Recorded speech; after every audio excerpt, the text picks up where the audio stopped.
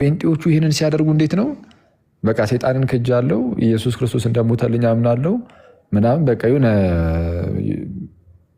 የሆነች ያህል ነገር ማለት ነው። ማለት የሥላሴን ነገር ያልያዘ ስጋዊውን በስነ ስርዓት ያልያዘ ምናምን በቃ ለእኔ ለኃጢአተኛው ሞቶልኛል ተነስቶልኛል አይነት ነገር መሰለኝ የሚያስብሉት እና ሙሉ እምነትን ይሄ አይይዝም።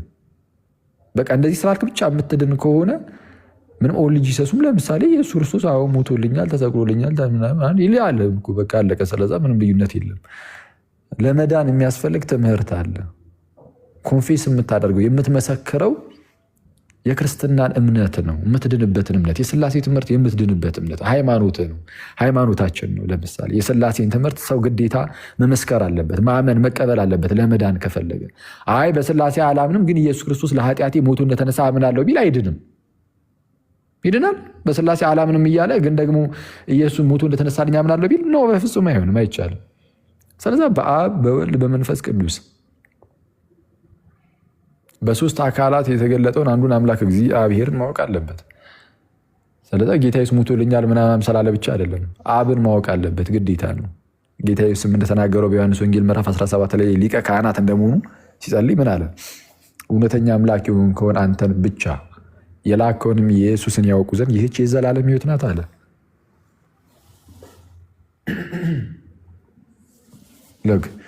እውነተኛ አምላክ የሆን ከአንተን ብቻ የላከውንም ኢየሱስን ያውቁ ዘንድ ይህች የዘላለም ሕይወት ናት። ስለዚህ አብን ማወቅ የዘላለም ሕይወት ነው። ስለዚህ አብን ማወቅ አለብን። ደግሞ የላከውን ክርስቶስ የተላከውን ማለት ነው፣ ወይም ደግሞ አብ የላከውን ጌታን እርሱም ኢየሱስ ክርስቶስን ማወቅም ደግሞ ልክ እንደዚሁ የዘላለም ሕይወት ነው ብሎናል። ስለዛ አብን ማወቅ፣ ወልድን ማወቅ፣ ቅዱሱን መንፈስ ደግሞ ማወቅ ይጠይቃል፣ እሱን ስትቀበል ማለት ነው። ስለዛ በሥላሴ ሳታምን ኢየሱስ ክርስቶስ ሞቶልኛል ተሰቅሎልኛል ምናምን ስላልክ ብቻ ትድናለህ የሚባል እንደዚህ አይነት ነገር የለም። እና ጥሩ ነው። አሁን ያኛው ወንድም ክሪዱን ማለት የእምነት መግለጫው መባል አለበት ማለቱ ጥሩ ነው። ግን አሁን ወንድማችን ቃሌ ግን ያለው አይ ይሄ እንደዚህ ማለት አለበት የሚለው ስህተት ነው እያለ ከሆነ ገና ክርስትና አልገባውም ማለት ነው። እንግዲህ እንደዛ እያለ ከሆነ አይ እኔ እንዲህ ለማለት ፈልጌ ነው ሊል ይችላል። ምናልባት ካለ እሰየው። ግን እውነቱ ለመናገር እኔም በዛ ደረጃ ስለማላን ያልጠብቀውም እንግዲህ ሰው ለመዳን ግዴታ የሚመሰክረው የእምነት መግለጫውን መመስከር አለበት። ካልመሰከረ ምን ዋጋ አለው? ምንም ዋጋ የለውም። ሌላው ግን አይ እንደው መተህ በአንድ ልጁም በኢየሱስ ክርስቶስ እናምናለን ምናምን ነገር ስትለው አይ እንደው ልጁ ምናምን የሚባል ነገር እንዴት መቼ ይወልዳል ይልሃል ምናምን ለተባለው እንደዛ ሊልህ ይችላል። ከእስልምና ስለመጣ ያኛው ሰው ለተባለው እንዴ አሁን እኮ እየተባለ ያለው አስተምህረው ምናምን አምኖ ከዛ በኋላ እየመሰከረ ላለ ሰው ነው እየተነገረ ያለው። ስለዛ ኦልሬዲ አስተምህረዋል። ስለዛ በቃ ይህንን ይመሰክራል። እንዲያማ ካልሆነ እንዴ ጌታ ተሰቅሎልኛል ምናምን ስትለውም እኮ እንዴ ጌታማ እንዴት ይሰቀላል? አልሰቀሉትም አልገደሉትም ነው የሚለው ምናምን ይልሃል። እንደዛማ ከሆነ እኮ ይሄ ሲጀመር እንዲሁ ለመንቀፍ ያህል ብቻ እንደው ሰውን ብሎ አታክ ለማድረግ ያህል ብቻ ሚዲያ ላይ ወጥቶ እየተናገሩ ከሆነ ነው እንጂ ይሄ በጣም ሲምፕል ነገር ነው፣ ቀላል ነገር ነው። የእምነት መግለጫውን መመስከር ብቻውንም ደግሞ ክርስቲያን አያደርግም። የእምነት መግለጫውን መስክረ ግን ደግሞ ወደ ቤተክርስቲያን ሄደህ ካልተጠመቅ ክርስቲያን አትሆንም። ግዴታ መጠመቅ አለብን። ስትጠመቅ በዛ በጥምቀት ውስጥ ጌታን ኢየሱስ ክርስቶስን ታገኘዋለህ። በዛ በጥምቀት ውስጥ እግዚአብሔር አንዳች ታላቅ ስራን ይሰራል በአንተ ህይወት ውስጥ። ምን አይነት ስራን ይሰራል? ከልጁ ከክርስቶስ ጋር አንድ ያደርጋል በቅዱሱ መንፈስ አማካኝነት። ከክርስቶስ ጋር በዛ በጥምቀት ውስጥ አንድ ስትሆን ጌታ የአብ ልጅ ስለሆነ አንተም የእግዚአብሔር ልጅ ትሆናለህ። ኢየሱስ የእግዚአብሔር ልጅ ስለሆነ ከእርሱ ጋር አንድ ስትሆን አንተም በክርስቶስ በኩል የእግዚአብሔር ልጅ ትሆናለህ። ኢየሱስ የአብርሃም ዘር ስለሆነ አንተም በኢየሱስ በኩል የአብርሃም ዘር ትሆናለህ። ስለዚህም እንደ ተስፋው ቃል ምን ትሆናለህ? የአብርሃም ዘር ከሆንክ ወራሽ ትሆናለህ። ለእርሱና ለዘሩ እንደሚወርሱ ቃል ተገብተዋልና እንደ ተስፋው ቃል ወራሽ ትሆናለህ። ይህን የምታገኘው ቲክቶክ ላይ የሃይማኖት መግለጫውን ስለተናገርክም አይደለም። ጥምቀት ግዴታ በአካል ተገኝተ የጸጋ መካፈያዎቹን ሚስጥራትን መካፈል አለብህ። ከቅዱስ ሚስጥር እየተካፈልክ ደግሞ ትቆያለህ ማለት ነው። እና በቃ የዚህን ያህል ካልን በቂ ነው ለእኔ።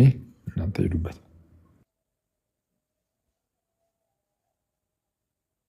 ምናልባት ደግሞ ግን ማለት ነው ምናልባት የወንድማችን ቃሌን ሌላ ያልተረዳሁት ሌላም የተናገሩ ሀሳብ ካለ ግን ያው ሊኖር ይችላል። አሁን እንትን እያልኩት ስለሆነ ገና እናንተም ደግሞ ሂዱበት።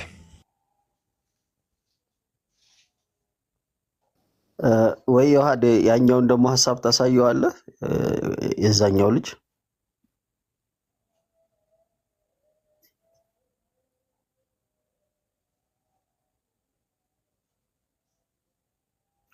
አለ ዮሐዴ ወይስ አንተም ውሃ እየቀዳ ነው?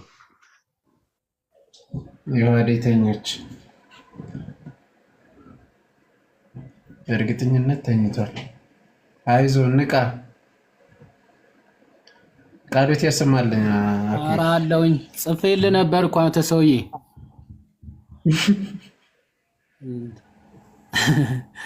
እየሰማሁ የሆነ እንትን እየሰራው ነበር። ቃሎት ያሰማልን። አይ ፖይንቱን አግኝተዋል፣ ግን ያለው ምንድን ነው? ምንም ሳትሰማ ቃሎት ያሰማልን ትላለህ? እንዲህ ሰምቻለሁ፣ ሩቅ ስለነበርኩኝ ነው። ፖይንቱ ግን አሁን እንዳልከው አሁን አፖስቶሊክ ክሪድ አሁን አምኖ በጌታ አምኛለሁ ብሎ ከመጣ በኋላ ነው የሚለው አንድ ሙስሊም። ኦኬ በአንድ ልጁም ብለህ ስታስመከ ደግሞ ልጁ ማን ነው ብለው ነው የሚመጣው። ስለዚህ ይሄን ሰው ለመጠመቅ እንግዲህ ለመጠመቅ ኮንፌስ ማድረግ ያለበት ይህንን ነገር ነው ብሎ እየተናገረ አምኛለሁ ካለ ማመን ያለበት እነዚህ ሁሉ ነው እንዴ?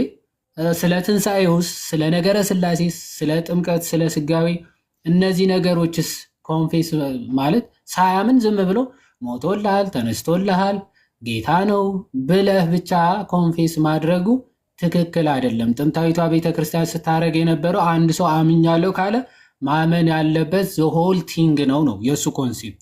አፖስቶሊክ ክሪድ ላይ እንደተነገረው በስላሴ አምናለሁ፣ በስጋዊ አምናለሁ፣ ከድንግል እንደተወለደ እንደሞተ እንደተነሳ አምናለሁ የሚለውን ጨምሮ ከዛ ደግሞ ዳግም ለፍርድ እንደሚመጣ ጭምር ይሄን ሁሉ በቤተ ክርስቲያን እንዴ ነገረ ቤተ ክርስቲያን ሙሉ አምናለሁ ብሎ መመስከር መቻል አለበት ነው የእሱ ኮንሴፕት፣ የብራዘር ዴቭ ማለት ነው። ከዛ ቃሌ ደግሞ ምንድን ነው እያለ ያለው እንዴ የትኛዋ የፕሮቴስታንት ቸርች ነው እንደዚህ ብላ ሲጀመር አምኖ ለመጣ ሰው እንዲህ በልጁ ምናምን ብላ የምታስመሰክረው? ሲጀመር በልጁ ማምናለሁ በል ስትለው ኢሚዲየትሊ ምን ይላል ነው እያለ ያለው።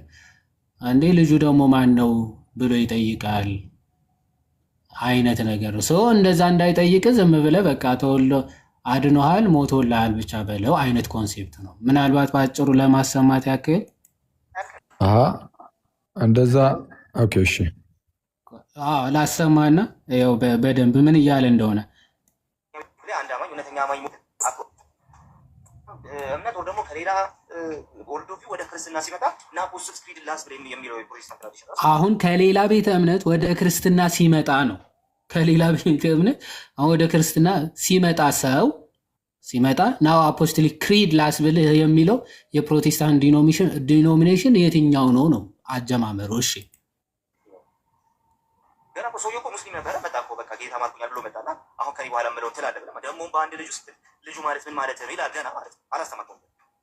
እኛ ጋር እኮ ልጁ ክህደት ነው ይላል። ኦኬ። ስለዚህ በጣም በጣም በጣም ኃይለኛ የሆነ አይተዋል እያለ ያለው ልጁ ከእስልምና መጣ ጌታ ማርኮኛል ምናምን ብሎ መጣ። ስለዚህ ኮንፌስ ስታስደርገው ይሄን ሰው ወደ ኮንፌሽን ደረጃ ወይም ወደ መመስከር ሲደርስ እንዴ በአንድ ልጁ ማምናለሁ በል ስትለው ደግሞ ማን ነው ልጁ ብሎ ይጠይቃል አይነት ነገር ነው። ስለዚህ ጌታ እኮ ኦልሬዲ ማርኮኛል ብሏል። ተምሮ ነው መቼስ አይደለ የመጣው ወደ ክርስትና የመጣ ሰው ነው።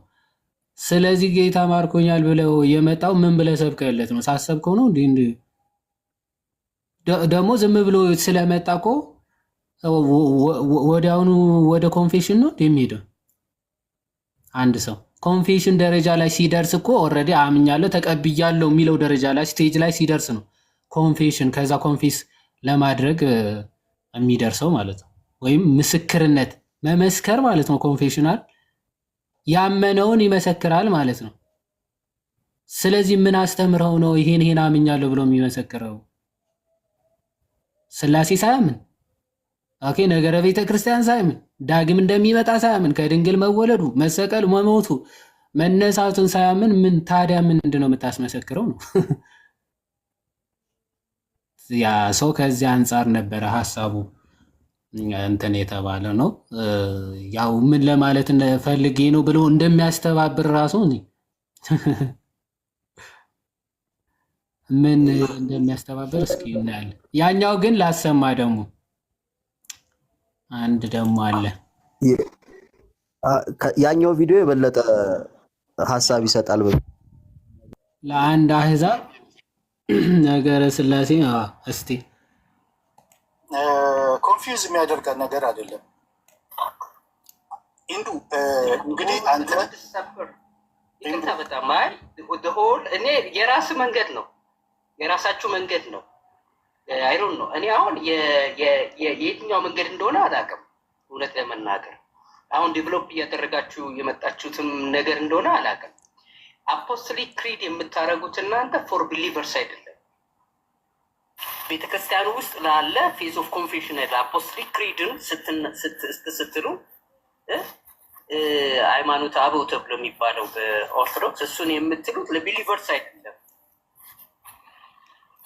ይሄ ነው የኔ ጥያቄ ወንድሜ ዳዊት። እና ለምሳሌ አሁን ሄድክም በል አሁን ሰምዌርስ አሁን ምንም እሺ ኦርቶዶክስ ከኦርቶዶክስ ኮንቴክስት ውስጥ እንውጣ፣ ወር ከካቶሊክ ኮንቴክስት ውስጥ እንውጣ።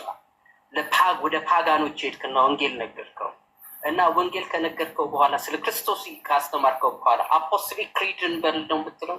ሆል ትሪኒቲ ኮምፕሌክስ የሆነውን የትሪኒቲን ጉዳይ ነው አብራርተህ ጌታ እንዲቀበል የምታደርገው። እስቲል ኮንፊውዝ እኮ የሚያደርግ ነገር ነው ዴቭ የምታወራው ነገር በጣም ይቅርታ። ኦኬ ይህን ሰምተዋል? ምን እንዳለ አንድ ሰው ወንጌልን ሰበክለት ጌታ እንዲቀበል አደረገው። ከዛ የትሪኒቲ ኮምፕሌክስ የሆኑ ነገሮች ሰብከ ነው ወይ ጌታ እንዲቀበል የምታደርገው?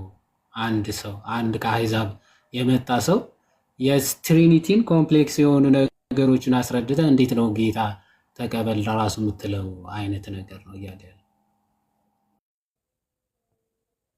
እኮ ሲጀመር ምንም አሁን እንደዚህ ኮምፕሌክስ ራሱ የሚባል ነው እንዲህ ክሪዱ ላይ ያለው ሁሉን የፈጠረ አንድ አምላክ በሚሆን በእግዚአብሔር አብ እናምናለን ብሎ ያ አብ ደግሞ ልጅ እንዳለው መንፈስ እንዳለው ምናምን ነው የሚናገረው።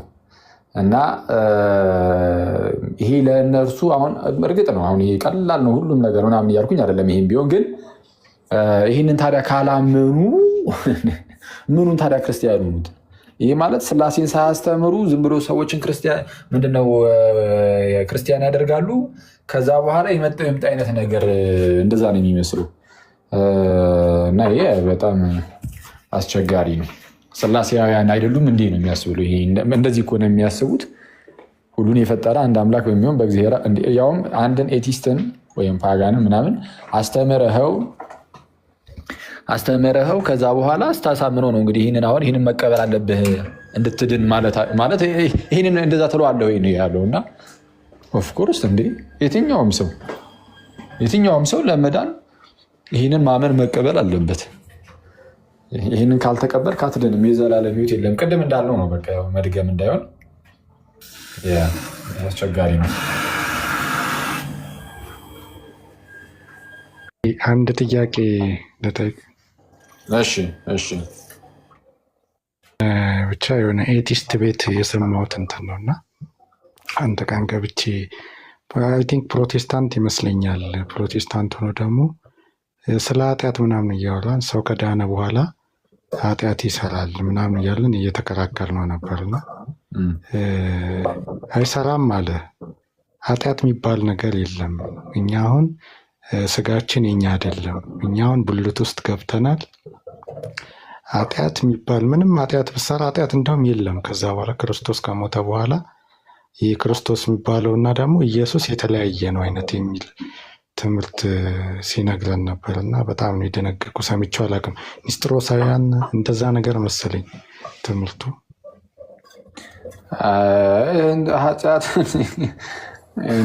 እንደዚህ አይነቶቹ ዝም ብሎ መጽሐፍ ቅዱስን ሙሉ በሙሉ የካዱ መንፈስ ነን አይነት እነሱ በቃ እንደዛ የሚሉ ከሆነ በቃ እነዚህ መጽሐፍ ቅዱስን ሙሉ በሙሉ የካዱ በጣም የካዱ ሰዎች ናቸው። ምክንያቱም መጽሐፍ ቅዱስ በተደጋጋሚ እንግዲህ ኃጢአትን አታድርጉ የሚለው እኮ የምርም ኃጢአት ስለሚደረግ እንጂ እንዲሁ አይደለም። ከዝሙት ሽሹ የሚለው ዝሙትን ስለሚደረግ፣ ስጋችን የኛ አይደለም ይላል። ስጋችን እሺ የእግዚአብሔር ማደሪያ ነው ተብሏል። በእኛ የሚኖረው የራሱ የጌታ ስጋ ነው ተብሏል። ለምሳሌ እንደ ቆሮንቶስ ምዕራፍ 6 አካባቢ ላይ ይሄ ነገር ተነግሯል። ግን እዛው ጋር ግን ምን ይላል? የጌታ ስጋ ነው ብሎ ራሱ የተናገረበት ምክንያት ምን ነበረ? ከጋለሞታ ጋር ወይም ጋለሞታ ማለት ፕሮስቲቲዩት ማለት ነው። ፕሮስቲቲዩት የሆነች ሴት ከእንደዚህ አይነት ሴቶች ጋር አትውጡ ይልና ማለት እንደዚህ አይነት የሆነ አደልትረስ የሆነ ነገር ውስጥ አትግቡ፣ ግንኙነት አትፈጽሙ ከእንደዚህ አይነት ሰው ጋር።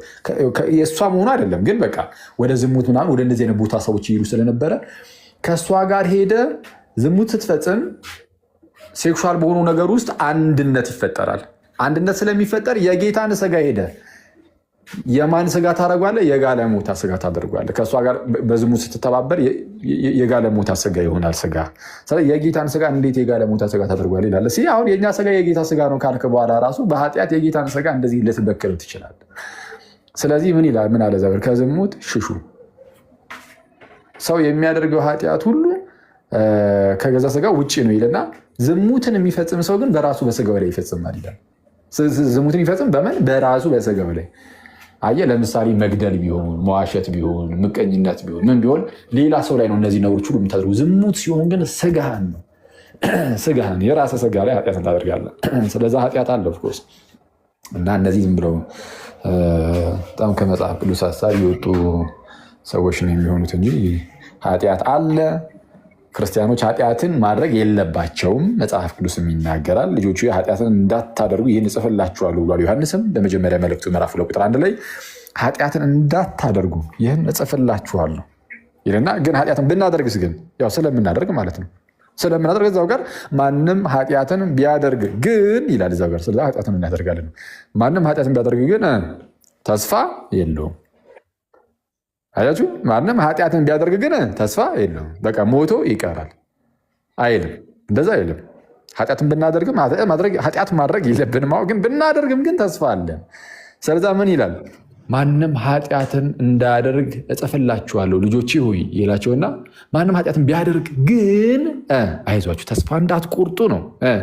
ከአብ ዘንድ ጠበቃ አለን፣ እርሱም ጻድቅ የሆነው ክርስቶስ ኢየሱስ ነው። እርሱም የኃጢአታችን ማስተሰሪያ ነው።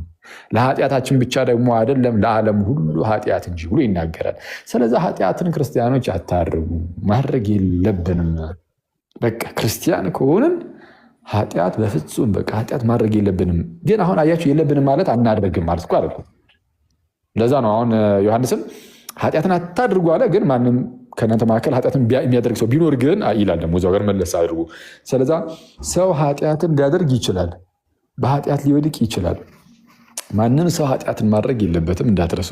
ልናደርግ አይገባንም። ይህ ማንም ግን ኃጢአትን ቢያደርግ የምትለዋ ቃል ለእኛ ፈቃድ የምትሰጥ እንዳትሆን ኃጢአት ለመስራት ዮሐንስ ሲጽፈው እኛ ኃጢአትን እንድንሰራ ፈቃድን እንደዛ እየሰጠ አይደለም፣ እንደዛ አስቦ አልጻፈም። ስለዛ እንደነዚህ አይነት የመጽሐፍ ቅዱስ ክፍሎች እኛ ኃጢአት እንድንሰራ ፈቃድን የሚሰጡ አይደሉም። ስለዛ ክርስቲያን ጌታውን ማሳዘን የለበትም፣ ከኃጢአት ርቆ መኖር አለበት። ግን ደግሞ ደካሞች ነን በተመሲ ሰዓት ገና እንደው ፍጽምና ላይ አልደረስንም። ገና እንደው ይሄኛው ስጋችን ግሎሪፋይድ ሆኖ የከበረ ስጋ ሆኖ ገና አልተነሳንም። ያኔ ፍጹም ሆነን ምንም ኃጢአትን አንሰራም። አሁን ግን በዚህ በደካማው ስጋ እስካለን ድረስ ሰው ይወድቃል ደግሞ ይነሳል። ስለዛ ስንወድቅ ግን ኃጢአት ሰርተን ስንወድቅ ግን ተስፋ ቆርጠን በዛው ጭልምልም ብሎብን እንዳንጠፋ ምን አለ? አይዟችሁ በአብ ዘንድ ጠበቃ አለን፣ እርሱም ጻድቅ የሆነው ክርስቶስ ኢየሱስ ነው። እርሱም የኃጢአታችን ማስተሰሪያ ነው። የኃጢአታችን ብቻ ደግሞ አይደለም፣ ለዓለም ሁሉ የኃጢአት ማስተሰሪያ ነው። ስለዛ ጌታ ኢየሱስ ለዓለም ሁሉ የኃጢአት ማስተሰሪያ የሆነው የት ነው? በመስቀል ላይ እጆቹን ዘርግቶ ደሙን አፍሷልና የኃጢአት ማስተሰሪያ ነው ጌታ ኢየሱስ ለዓለም ሁሉ። አሁንም ኃጢአትን ስንሰራ ያኔ በመስቀል ላይ ያፈሰሰው ደም አሁንም ከኃጢአት ያነጻናል። ለምንድን ነው እስካሁን ድረስ እንደዚህ ደሙ ሊሰራ የቻለው? ለምንድን ነው? ጌታ ኢየሱስ ሞቶ ስላልቀረ ይልቁንም ሞቶ ተነሳ። መነሳት ብቻ ደግሞ አይደለም፣ ከፍ ከፍ ብሎ በክብር አድርጎ በአባቱ ቀኝ አሁን አለ። በእግዚአብሔር ቀኝ በህይወት እየኖረ ስለሆነ ጌታ ኢየሱስ በእኛው ስጋ የእኛው ስጋ የአንድ ሰው ድምፅ አለ። የማን ነው? እስቲ ኤላ ያንተ ነው መሰለኝ የሚዩት አድርገው። ጌታ ኢየሱስ በዚሁ ስጋ በተዋህዶ ስጋ ግን ደግሞ በትንሣኤ ስጋ ሞቶ ስለተነሳ ጌታ ኢየሱስ በትንሣኤ ስጋ ከፍ ከፍ ብሎ አድርጎ በአባቱ ቀኝ ተቀምጧል። በአባቱ ቀኝ ስለተቀመጠ በህይወት እየኖረ ስለሆነ ሞት ስለማይዘው በመስቀል ላይ አንዴ የሰራው ያ ስራ ዘላለማዊ ሆኖ እንዲቀጥል ያደርገዋል። ስለዚህ ኃጢአትን ስንሰራውን ድጋሚ ክርስቶስ ደግሞ ለዚህኛው ኃጢአት መጥቼ ሊሰቀል ማለት አይጠበቅበትም። አንዴ የሰራው ስራ ስላለ ምንድነው? ንስሐ ስንገባ ምን እናገኛለን? እንደዚህ አይነት የኃጢአት ስርየትን እናገኛለን። በማን? በክርስቶስ ደም። የኃጢአት ስርየት ካለ የክርስቶስ ደም አለ። የክርስቶስ ደም የሌለበት የኃጢአት ስርየት የለም። በቃ የኃጢአት ስርየት ያለበት ቦታ ሁሉ የክርስቶስ ደም አለ። ደም ሳይፈስ ስርየት የለም እንደተባለው። ስለዚህ ደሙ ግን አንድ የፈሰሰው ደም ነው። ለዛ ነው ከፍ ብሎ ዮሐንስ በመጀመሪያ መልእክቱ እዛው ምዕራፍ 1 ቁጥር 7 ላይም የልጁም የኢየሱስ ክርስቶስ ደም ከኃጢአት ሁሉ ያነጻናል ብሎ የሚናገረው ለዛ ነው። ስለዛ ኃጢአትን ክርስቲያኖች ያመነ ሰው ሊያደርግ ይችላል። ማድረግ የለበትም ግን ሊያደርግ ይችላል። ካደረገም ግን አይዟችሁ፣ ተስፋ እንዳቆርጡ፣ በቃ እኔማ እግዚአብሔር አይምረኝም ምናምን ነገር የሚል ሰው እንዳይኖር ማለት ነው። ምንም አይነት ኃጢአት ብንሰራ አንዳንድ ሰው እንደዚህ አይነት ኃጢአት ሰርቼማ እግዚአብሔር ይቅር አይለኝም የሚል ሰው አለ። እግዚአብሔር አምላክ ያንተን የአንድ ግለሰብ ኃጢአት አይደለም ከአዳም ጀምሮ እስከ መጪው ዓለም የሚነሱ የሰው ዘር ሁሉ የሚሰራውን ኃጢአት እሱን ሁሉ ሊያጠፋ የሚችል ነገር ነው መጥቶ የከፈለው ጌታ ኢየሱስ በመስቀል ላይ ደሙን ሲያፈስ። ከዛም በላይ ነው። እውነቱን ለመናገር የማይወሰን ካሳን የከፈለው የማይወሰን ውለታን ነው ያሉ በመስቀል ላይ ጌታ ኢየሱስ። የአንተ የግለሰብ የአንድ ግለሰብ ኃጢአት በእግዚአብሔር ዘንድ እንደ ኢምንት ናት። ከአንተ የሚፈልገው እግዚአብሔር እንደው ይህን ሁሉ ኃጢአት ማሰርተ እስቲ እንደው መቼስ ይሁን እንጂ ምናምን አይደለም የሚል ኧረ ናልኝ ብሎ የሚጠብቅ ጌታ ነው እንዴ። ክርስቶስ ዓለምን ለማዳን ሲመጣ ዓለም ውስጥ ማለት ነው የሚታዩ የኃጢአት ብዛቶችን ዝም ብላችሁ አስቡ። ያኔ ህዝቡ ሁሉ በድንቁርና ውስጥ ነው ያለው። ህዝቡ በጣዖታትን እያመለከ ህፃናትን እያረደ እየቀበረ የሆኑ ሰዎችን ለአናብስት እየሰጡ የሆነ ብቻ የሚያስጠላ አይነት ህይወትን የሚኖሩ በየቦታው በየስፍራው የሀገር ህዝብ እኮ ነው ያለው። በቃ ኃጢአቱ ሴክሹዋሊ በጣም ኢሞራል ይሆኑ ሴክሹዋል ነገር ላይ በጣም ኢሞራል ይሆኑ በጣም እንደው ከአእምሮ ውጭ በሆነ መልኩ የሚጓዙ በጣም በርካቶችን እግዚአብሔር አምላክ አየ። ምድር ላይ አየና ምን ቢያደርግ ጥሩ ነው? ወደዳቸው። እንዲሁ በቃ ኃጢአተኞች እኮ ናቸው፣ ግን እንደዚሁማ በዚህ ኃጢአታቸውን አይደለም እነሱን። ስለዚ ምን አደረገ? ከዚህ በባርነት ካሰራቸው ከእንደዚህ አደገኛ ኃጢአትማ እነዚህን ሰዎች ማላቀቅ አለብኝ። ስለዚህ በቃ ክንዴን ልላክ አለ እግዚአብሔር አብ። አየህ፣ ብርሃኔን ልላክ፣ ክንዴን ልላክ፣ ቃሌን ልላክና ልፈውሳቸው። ቃሉን ልኮ ፈወሳቸው እንደተባለ እርሱም ጌታችንና መድኃኒታችን ኢየሱስ ነው። የእግዚአብሔር ክንዱ የሆነው ጌታ ኢየሱስ ነው እና እግዚአብሔር ልጁ ኢየሱስን ላከ። ስለዚህ በኃጢአት ቀንበር ውስጥ በኃጢአት ባርነት ታስረው የነበሩትን እነዛን ሁሉ ህዝብ የራሱ ለማድረግ እግዚአብሔር ምን አደረገ? ልጁ ኢየሱስን ላከ። ልጁ ኢየሱስ ክርስቶስ የመጣው እነዚህ ሁሉ ህዝቦች ስለተወደዱ ነው። አሁን አንተ የምትሰራት አንዲት ኃጢአት እንደው በጣም መጥፎ እንደው ዝሙት ውስጥ ገብቻለሁ በጣም አደገኛ የሆነ ይሄ ሴክሹዋል ነገር ላይ አሁን ብዙ ሰው ቢፈተነው ላይ ስለሆነ እንደው በጣም አስጨናቂ ነገር እንደው አድርጌያለሁ ፈጽሜያለሁ ሊል ይችላል። ለአእምሯችን የሚከብድ ነገር ሰው ሊያደርግ ይችላል። በጣም ለአእምሮ የሚከብድ ነገር የፈለጋችሁትን ሊሆን ይችላል። ስቲል በቃ እግዚአብሔር የሚፈልገው ከዛ አሁን ካለህበት ባርነት አንተ ነፃ ማውጣት ነው የሚፈልገው እና የአንተ ኃጢአት ምንም ከእግዚአብሔር ምሕረት ጋር ንጽጽር ውስጥ አትገባም። ልክ እንደዚህ አይነት ኃጢአት ከዚህ የከፋ አደገኛ ኃጢአቶችን ያደረጉ በርካታ ህዝቦች አልፈዋል። ከአዳም ዘመን ጀምሮ አስቡት ምን ያህል ሰው እንዳለፈ። የመጀመሪያው ሰው ቃየልን አትመለከተውም? እንዲህ ላጥ አለ፣ ብድግ አደረገ፣ ወንድሙን ሲገድል ታይዋለህ። ወንድሙን አቤልን እንዴ! በጣም የሚያስደንቅ እኮ ከማን ተማሩ እኮ የሚያስብለው በጣም ኤኒዌይስ ከሰይጣን ተማረው የሚላለ ፊት ግን ኤኒዌይስ ብቻ ብድግ አድርጎ ወንድሙን ገደለ። አንዴ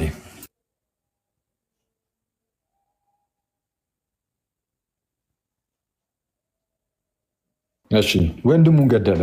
አሁን ይህ በእግዚአብሔር ዘንድ እጅግ የተጠላ ኃጢአት ነው። ልክ እንደዚህ አይነት ኃጢአቶች ደግሞ በዘመናችን ከዚህም የከፉ በጣም ብዙ ጊዜ ተፈጥረዋል። እግዚአብሔር ግን ዓለምን እንዲሁ ወደደ ልጁ ኢየሱስ ክርስቶስን እስኪሰጥ ድረስ ተብሏልና አንተን አንቺን ይወዳችኋል። በቃ ምንም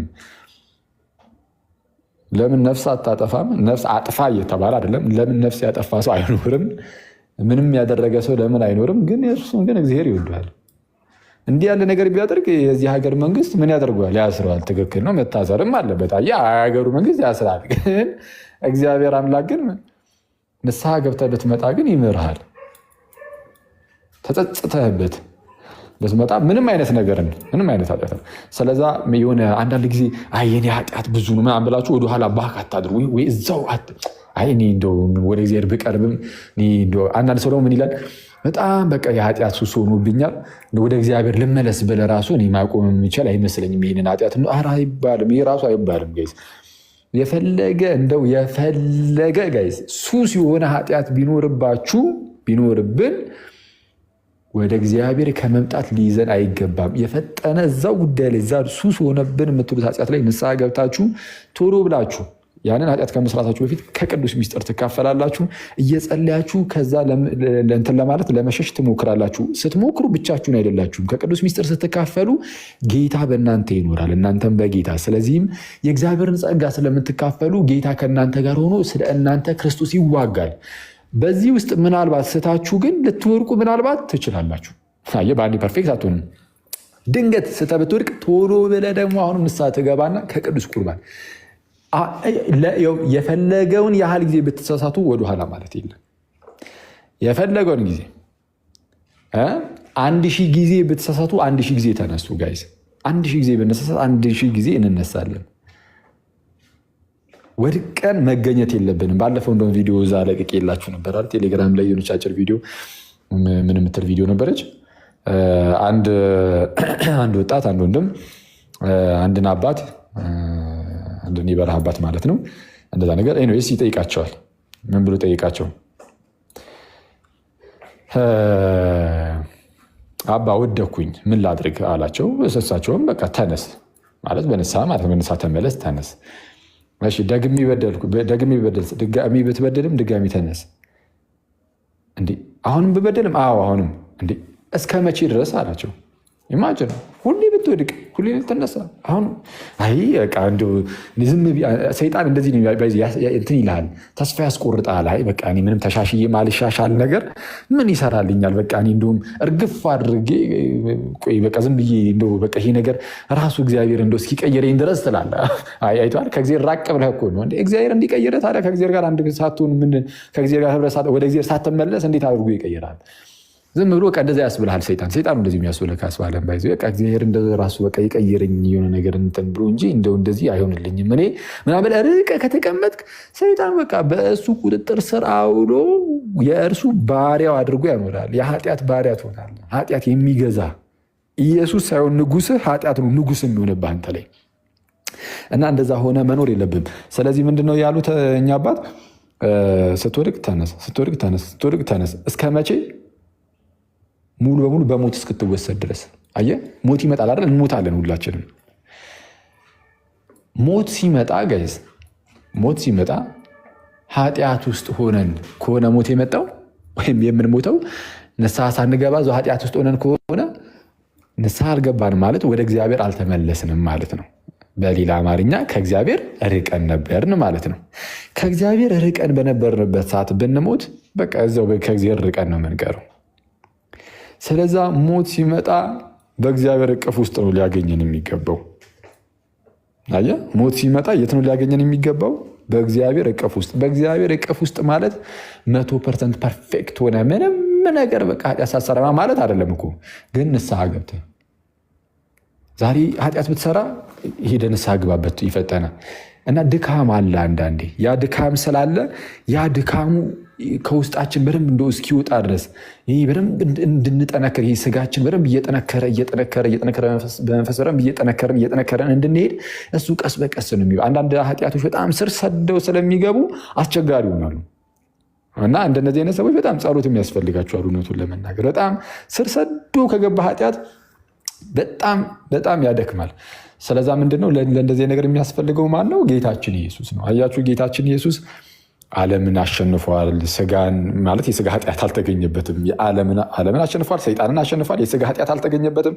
ስለዚህ እነዚህ ሶስቱንም ነገሮች ስላሸነፈ ጌታ ኢየሱስ ልክ ክርስቶስ በአንተ ሲኖር ከክርስቶስ የተነሳ አንተም ይህ በስጋ ኃጢአት እንዳትወድቅ ብርታትን ታገኛለህ። ከክርስቶስ የተነሳ ዓለም እንዳታሸነፍ አይዟችሁ እኔ ዓለምን አሸንፌዋለሁ ያለው ጌታ ከአንተ ጋር ስለሆነ ዓለምን ከክርስቶስ የተነሳ ማሸነፍ ትችላለህ። ሰይጣንን ጌታ ኢየሱስ ቀጥቅጦታልና ከእርሱ የተነሳ ሰይጣንንም ልክ እንደዚሁ ታሸንፋለህ። ይህ ሁሉ ነገር የሚሆነው ከክርስቶስ የተነሳ ነው። ስለዛ ሰው የሚታገለው በኃጢአት ውስጥ ስንሆን ምናምን መታገል ያለብን ብቻችንን ከእግዚአብሔር ርቀን ሳይሆን ወደ እግዚአብሔር የተወሰነ አለም አክቹዋሊ ወደ እግዚአብሔር ተጠግተን ከክርስቶስ ጋር ሆነን ነው የምትታገለው። ብቻ እኮ ትወድቃለህ። ምን ታመጣለህ አንተ ደግሞ? ምንም ማለት እዚህ ግባ የሚባል ነገር የለንም። እንኳን በሰደደ ኃጢአት ምናምና ዝም ብለህ እንደዚሁ የመጣ ኃጢአት ሁሉ መጫወቻ ነው የምትሆነው። ብቻህን ከሆንክ ምንም በተአምር ብቻህን ከሆንክ ከጌታ ከእግዚአብሔር ከራቅ የመጣው ሁሉ ኃጢአት ነው የሚጫወትብህ። ምንም አቅም ስለሌለ ማለት ነው። የለህም በዚህ ደካማ ነህ። ለአንተ በራስህ ምንም አይነት አቅም የሌለ በጣም ደካማ ሰው ነህ። እንደዛ መሆናችንን ማወቅ አለብን። ስለዛ እኛ ብርታታችን ጌታችን ነው። ስለዚህ እግዚአብሔር ስለ እኛ ይዋጋ። ለሕዝበ እስራኤል ጥንት ላይ እግዚአብሔር ስለ እነርሱ ይዋጋ ነበረ አይደለ? ስለዚህም እግዚአብሔር ስለ እነርሱ ይዋጋልና ያሸንፉ ነበረ፣ ይረቱ ነበረ። ስለዚህ አሁን እግዚአብሔር ከሕዝበ እስራኤል የማይወደው አንድ ነገር ቢኖር ለምሳሌ በራሳቸው እንዲኩራሩ በውስጥ እንዲያደርጉ አይፈልግም። የሆነ አቅማቸው ከራሳቸው እንደሆነ እንዲሰማቸው አይፈልግም። ዳዊትን አንድ ጊዜ አንድ ወቅት ላይ ክፉኛ የቀጣው አንድም በዚህ ድርጊቱ ነበር። በነገራችን ላይ ዳዊት ሕዝቡን ቆጠረ ማለት በእርሱ ዘንድ ያለውን ሕዝቡን ቆጠረ። ዳዊት ሕዝቡን የቆጠረው ለምንድን ነው? ይህን ያህል ሕዝብን ያለ ነው ብሎ አየ። በዙሪያ ያሉ ሀገራትን ሊያስፈራራ አቅሙ አለን አይነት ነገር ማለት ነው። እግዚአብሔር ተቆጣ። እግዚአብሔር ቁጠር ሳይለው በራሱ ቆጠረ። ዳዊትን ከእረኝነት ያነሳው፣ ያከበረው፣ ያነገሰው፣ በሰው ሁሉ ፊት ሞገስን የሰጠው፣ በፊቱ የቆመውን ጎልያድን የዘረረለት አቅም የሆነው ጉልበት የሆነው ራሱ እግዚአብሔር ነበረ። ዳዊትም ከፊቱ የተደቀነውን ያንን ታላቅ የሆነውን ጎልያድን ሲሄድበት የሄደበት ምን ብሎ ነበር? ዳዊት አንተ ዛሬ በተገዳደርከው በእስራኤል አምላክ በሰራዊት ጌታ በእግዚአብሔር ስም እመጣብሃለሁ ብሎ ነበር የጣለው። ስለዛ የዳዊት ጉልበቱ እግዚአብሔር ነው። የዳዊት ተዋጊው እግዚአብሔር ነው። ግን ዳዊት የሆነ ሰዓት ላይ ግን አየህ የሆነ ትንሽ ፈርጠም ሲል የፈረጠመው ጡንቻውን ለማሳየት ሞከረ ማለት ነው፣ ህዝቡን በመምረጥ ያኔ እግዚአብሔር ቀጣው እና አሁን በሐዲስ ኪዳን እግዚአብሔር አሁንም ይዋጋል። አሁን በሐዲስ ኪዳን ያለን እኛ ክርስቲያኖች የጸጋ ዘመን ላይ ያለ ነው። ሕግ በሙሴ ተሰጥቶ ነበረ፣ ጸጋና እውነት ግን በጌታ በኢየሱስ ሆነ ተብሎ እንደተነገረው አሁን የጸጋ ዘመን ልጆች ስለሆንን አሁን በክርስቶስ በኩል በተገለጠው ጸጋ ዘመን ላይ ስለሆነ ያለ ነው። ውጊያችን ሁሉ ልክ እንደ በፊት እንደ እስራኤል ዘስጋ ስጋዊ ደማዊ አይነት አይደለም። አሁን ኤፌሶን ምዕራፍ 6 ላይ እንደተነገረው በቃ ውጊያችን ከመናፍስቱ ጋር ነው። ስለዚህ በዚህ ውጊያ ውስጥም አሁንም ቢሆን ተዋጊያችን እግዚአብሔር አምላክ ነው። እግዚአብሔር ተዋጊያችን ነው።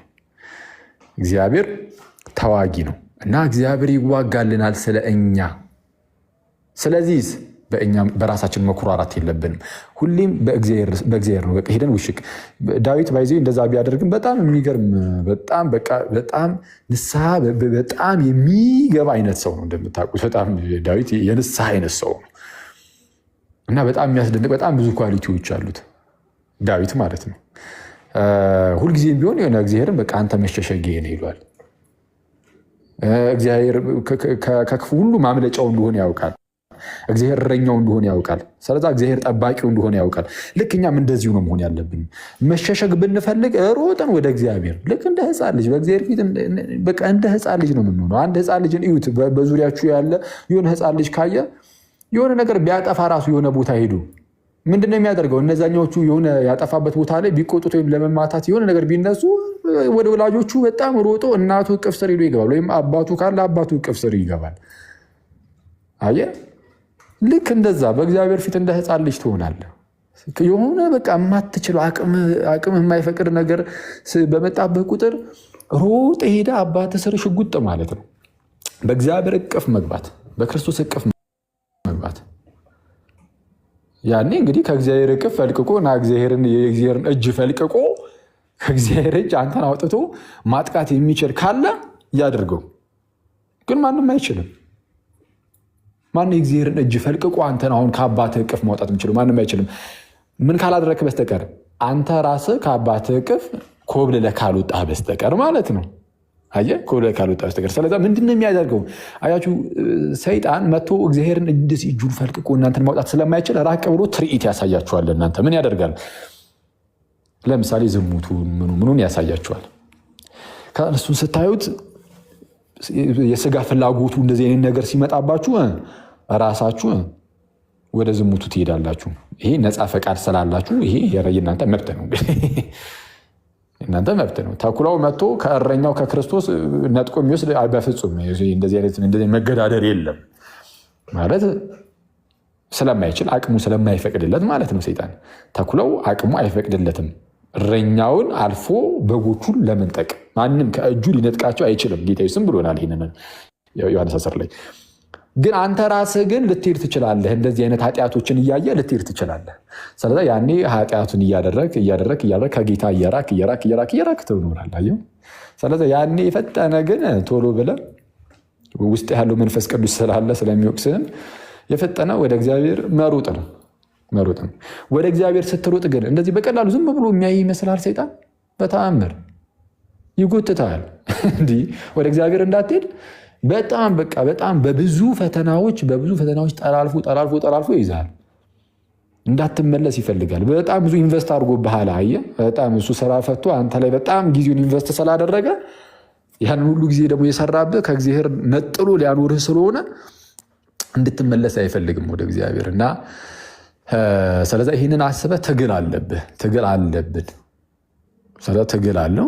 ግን በተቻለ አቅም ብንወድቅም እንነሳለን። ጠላቱ ደስ አይበልህ ተብሎ እንደተነገረ በወድቅም እነሳለሁ ተብሎ እንደተነገረ ስንወድቅ እየተነሳን ስንዋጋ ከእግዚአብሔር ጋር ሆነን እግዚአብሔርን ተዋጊያችን እያደረግነው ከፊት እያስቀደምነው እኛ በቃ እንደ ሕፃን ልጅ እንዳልኳችሁ ከኋላ ድክ እያልን ብቻ የሆነ የምንከለል አይነት ብቻ በለው ብቻ ነው።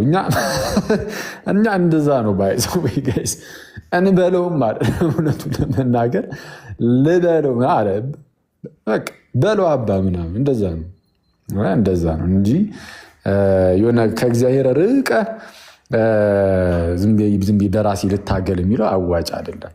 እዛው ሞተን የምትቀረው ምንም አታመጣም። ስለዛ ወደ እግዚአብሔር እየተጠጋን እየወደቀን እየተነሳን ብንወድቅ እየተነሳን ቶሎ እየተነሳን ሞት ሲመጣ ሁሌም አንተ ዝም ብለህ ወድቀህ እዛው ዝም ብለህ በውድቀት ውስጥ ብቻ የምትኖር ሰው ስላልሆንክ ስለምትነሳ በቃ ሞት ሲመጣም ምንም ችግር የለውም። በእግዚአብሔር እቅፍ ነው የምትሆነው። እድሜ ልክህን ኃጢአት ስትሰራ ብትኖር እንኳን ግን ንስሐ ቶሎ የምትገባ ከሆነ አንተ ሰተት ብለህ ገነት ነህ። ስለዛ ገነት ስትሄድ አሁን የምታያቸው ጀግና ኃጢአተኞች ሊኖሩ ይችላሉ አይደለም፣ ይኖራሉ። በጣም የሀገር እንደ ሁሉም ኦልሞስት በቃ ገነት ስትገባ የሀገር እንዴ አንተም እዚህ አገኘው ልትል ትችላለህ። አይስቀደደ ነው። ግን ገነት ስትገባ በጣም ብዙ ኃጢአተኞችን ታገኛለህ። ግን የሚሉ ንስሐ የሚገቡ ስለዛ በቃ ንስሐ ተስፋ አለመቁረጥ ነው በእግዚአብሔር። ኧረ እናንተ ስለፈለፋችሁኝ በቅዱስ ሚካኤል የሆነች ነገር ልቀማምስበት በሉ፣ ይበቃል። ጀግና ኃጢአተኛ ታገኛላችሁ ብለህ ጸዴ ህዝቡን ሁሉ ጀግና ኃጢአተኛ ልታረገው ነው ወይ? ልታረገው ነው እንደ ይህ ሁሉ ሰብከህ ትላለህ። መተህ መጨረሻ ላይ አቦካኸው።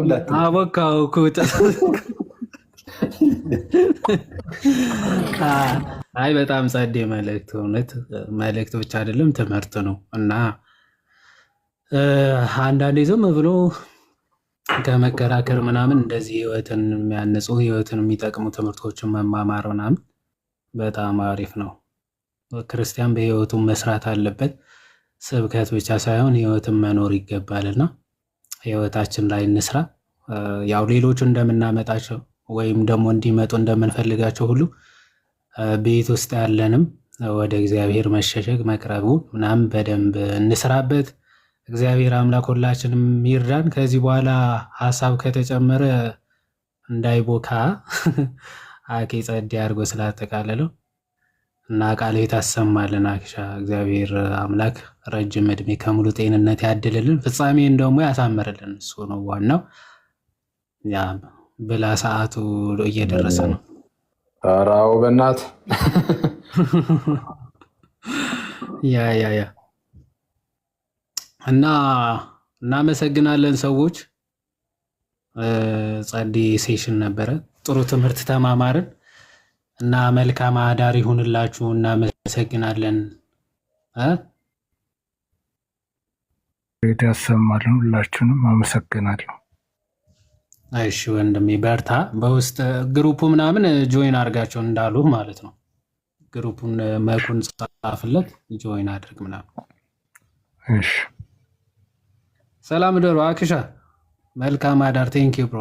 መልካም አዳር። መልካም አዳር። እሺ አሉት